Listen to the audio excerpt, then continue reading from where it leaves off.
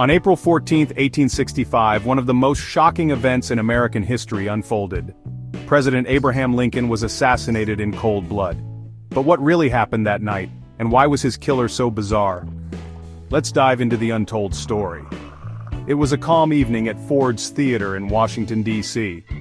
The air was filled with anticipation and excitement as the audience settled in for a night of entertainment. President Lincoln was enjoying a play with his wife, Mary Todd Lincoln. The play was Our American Cousin, a popular comedy of the time. Little did they know, John Wilkes Booth, a famous actor and Confederate sympathizer, was lurking in the shadows. Booth was not just any actor, he was well known and had performed at Ford's Theater many times before. Booth had a chilling plan. He wasn't just targeting Lincoln, he wanted to decapitate the entire U.S. government. His co-conspirators were assigned to kill Vice President Andrew Johnson and Secretary of State William Seward. But why was Booth so obsessed with Lincoln? Booth saw Lincoln as a tyrant who was destroying the South and its way of life. At 10:15 p.m., Booth entered the presidential box and fired a single shot into the back of Lincoln's head.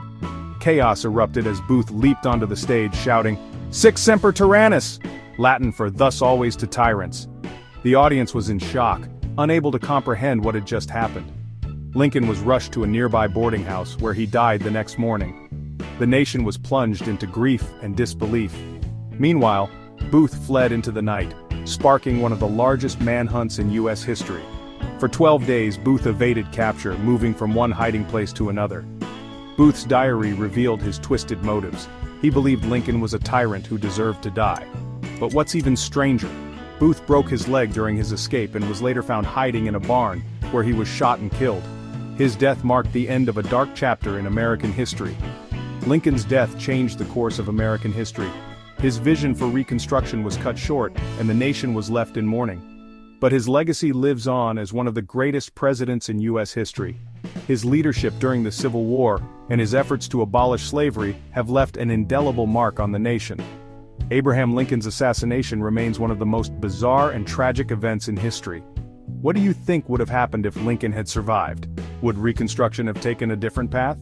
Let us know in the comments below. Don't forget to like, subscribe, and hit the bell for more untold stories from history.